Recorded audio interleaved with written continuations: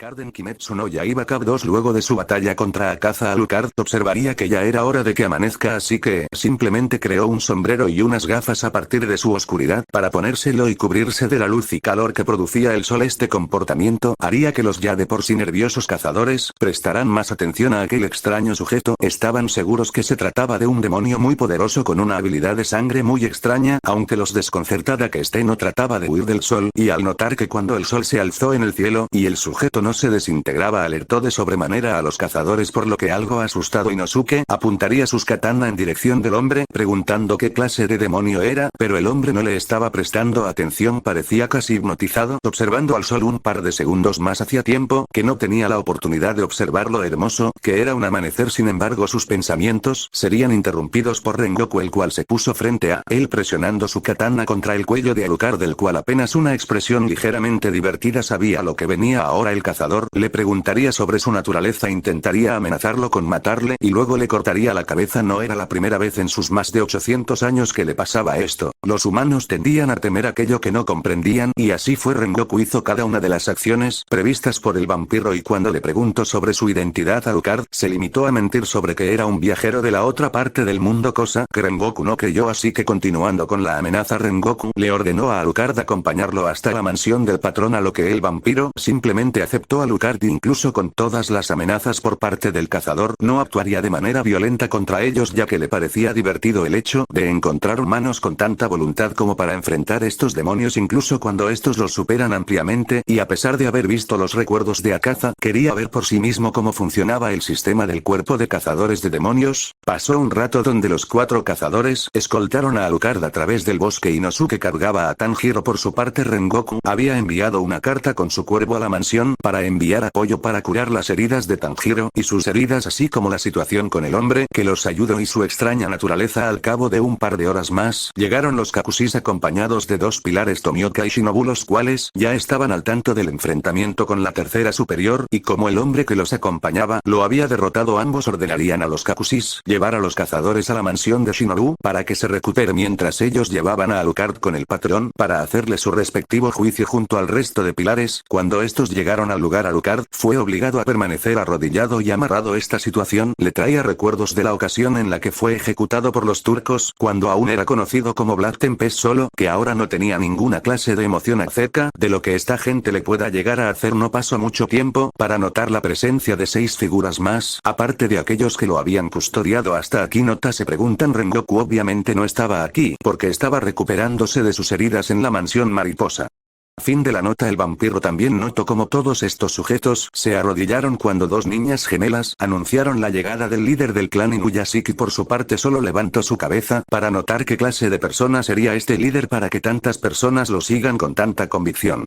Al lugar llegó un hombre joven de pelo negro algo larga y con una enorme cicatriz que cubría la mitad superior de su rostro, siendo guiado por una de las niñas hasta quedar enfrente de todos, ante lo cual pidió una breve explicación de la apariencia del vampiro, la cual fue respondida por la niña con un buen nivel de detalle. Al término de esto, el líder pidió las opiniones de los pilares habían llevado a ese lugar a tal extraño ser, a lo que Tomioka respondió que su actitud no fue agresiva en todo el trayecto y que no presentó ningún rastro de oposición o comunicación con ellos, y que Rengoku aparentemente no había tenido tampoco problemas. Al trasladar lo posterior a este, el líder se quedó en silencio meditando unos segundos sobre todo lo que sabía del sujeto en cuestión. Ante sus ojos no parecía ser un problema, había ayudado a derrotar a una luna superior y no se mostraba violento con las personas. Sin embargo, las habilidades que había mostrado durante su combate contra el demonio lo hacían dudar si es que acaso el ser que tenía delante se trataba de un humano. Incluso en la descripción física que le dio una de sus ayudantes, desde rasgos como sus ojos con iris de color rojo y con la forma típica de un depredador, colmillos por dientes y tez excesivamente pálida, le hacían tener algo de desconfianza, aunque descartó de inmediato que se tratase de un demonio por su aparente inmunidad al sol. Con todo esto en mente, y al tener tan poca información, dar un veredicto claro sería muy complicado, así que la única opción posible sería preguntarle al propio sujeto acerca de su identidad, por lo que empezó con sus dudas.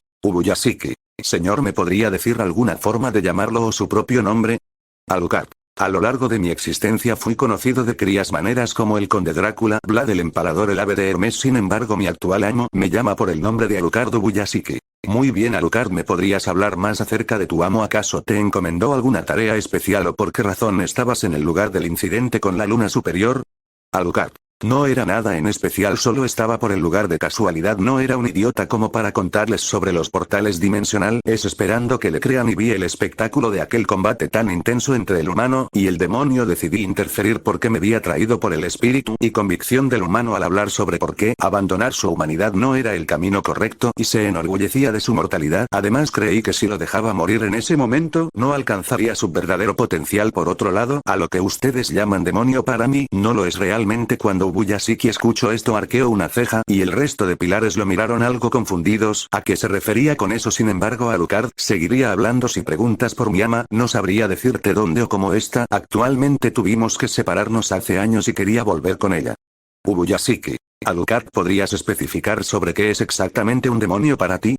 Algo le decía a Ubuyashiki que la respuesta no le iba a gustar. El resto de pilares se pusieron en guardia cuando vieron cómo las cuerdas que lo mantenían atado simplemente caían. No habían sido cortadas o zafadas, simplemente cayeron como si el aire fuera lo único que fluía a través de ellas, como si no pudieran tocar el cuerpo de Alucard. Este se levantó y se acercó tranquilamente hacia el líder. En un parpadeo Sanemi Usui estaban con sus katana a punto de cortar el torso y cuello de Alucard, pero sus armas simplemente lo atravesaron. Como pasó con las cuerdas, era casi como si no estuviera ahí. Ubuyashiki le pidió una rápida explicación de la situación a su ayudante. Está algo asustada, le comentó sobre la proeza de Alucard, lo cual lo desconcertó de sobremanera. Por su parte, Alucard se paró ante el patrón y acercó su cabeza a su oído para decirle en un tono más bajo: lo tienes justo enfrente. El resto de pilares no perdieron tiempo y usando sus técnicas intentaron acertarle un corte a Alucard, pero sus intentos siguieron sin tener el resultado esperado. De repente Alucard expandió el miasma de podían ver cientos de ojos y bocas con colmillos que sonreían. Los cazadores intentaron alejarse, pero era demasiado tarde, había sido atrapados. Alucard simplemente usaría su hipnosis para hacerlos dormir. Mientras hablaba sin interrupciones con Ubuyashiki, muy nerviosos, le preguntó qué era lo que buscaba. ¿Acaso era un infiltrado de Muzan, una de sus lunas? Alucard con bastante tranquilidad lo negó. Nunca había visto directamente a ese demonio, y respecto a lo que él quería, pues era simple firmar un contrato temporal con ellos. Le atraía la idea de poder devorar a estos demonios, a lo que con una mezcla de sangre y oscuridad formaría un círculo con símbolos iguales a los que traía en sus guantes. A lo le pediría a Ubuyashiki una gota de su sangre y que la ponga en el piso para firmar el contrato. Sin muchas opciones y con miedo de lo que pueda llegar a pasar a los pilares que habían sido neutralizados con tanta facilidad, aceptó mordiéndose un dedo para sacar un poco de sangre y echarla sobre el círculo, ayudado obviamente de su ayudante. Ante su falta de visión, el círculo empezó a brillar para luego ante marca se formaba en su mano derecha. Enseguida Alucard liberó a los pilares de sus prisiones y de la hipnosis, no sin antes quitarles sus espadas. Estos se levantaron poco después algo confundidos, pero al ver a Alucard tan cerca del patrón, intentaron buscar sus espadas para atacar, sorprendiéndose al no verlas por ningún lado. Aún así intentaron golpearlo, pero el patrón les ordenará que se calmen y les explicaría que ahora Alucard formaba parte de los pilares por haber asesinado a una luna superior. Algunos de ellos trataron de protestar acerca de la extraña decisión de su patrón, pero él los haría callar, algo tenso, por lo que sin más aceptarían a regañadientes, retirándose a cumplir más misiones.